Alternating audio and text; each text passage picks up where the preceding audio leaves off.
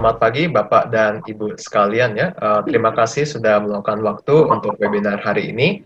This webinar is organized for us to gather the key policymakers and the stakeholders in the Jambi province, from the government to the Apindo and to the academics, and so that we can discuss what's the best way forward.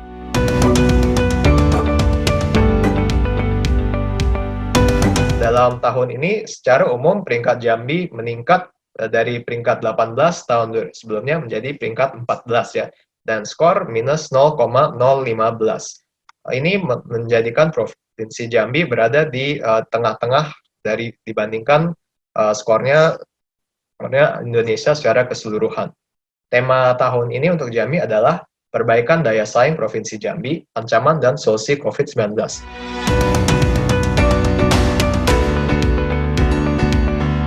Dari quick survey yang dilakukan oleh KPWBI Provinsi Jambi atau Bank Indonesia, itu terlihat bahwasannya pandemi COVID terhadap sektor UMKM itu cukup signifikan. Hal ini ditujukan dengan penurunan omset rata-rata responden sekitar minus 73%. Dan pelaku usaha travel agent menjadi sektor yang paling terdampak karena penurunan omset juga mencapai minus 95%. Pada Provinsi Jambi ini, kalau kita lihat dari triwulan pertama tahun 2020 tercatat 1,65%, agak lambat dibandingkan triwulan sebelumnya, yaitu sebesar 3,5%.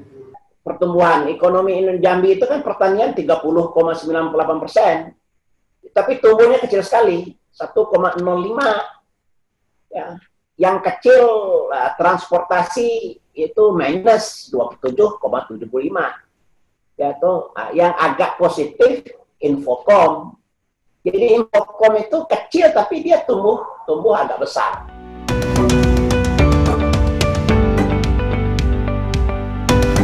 Kami punya kebijakan selama masa pandemi COVID sejak Mei 2020 ini, yaitu memberikan bantuan jaring pengaman sosial yang berupa sembako dan uang tunai, dan ini sebenarnya salah satu yang menurut kami tingkat keberhasilan cukup tinggi.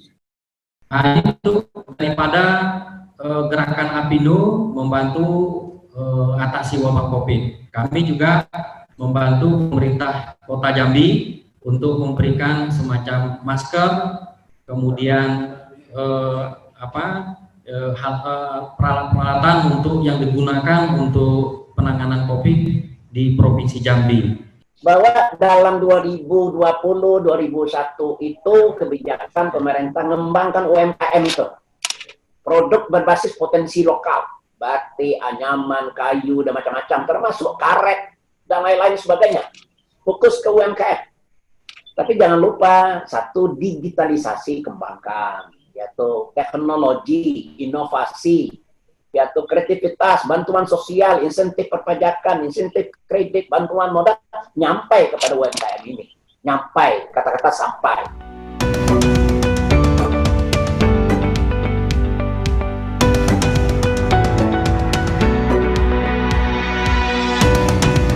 Provinsi Jambi tidak melakukan PSBB atau physical distancing dalam skala besar. Itu tidak dilakukan di Provinsi Jambi karena mempertimbangkan bahwasanya aktivitas ekonomi sektorial harus tetap berjalan. Hanya saja memang Provinsi Jambi meminta dengan sangat kepada para pelaku ekonomi, baik itu pembeli maupun penjual, itu untuk menerapkan protokol kesehatan secara ketat.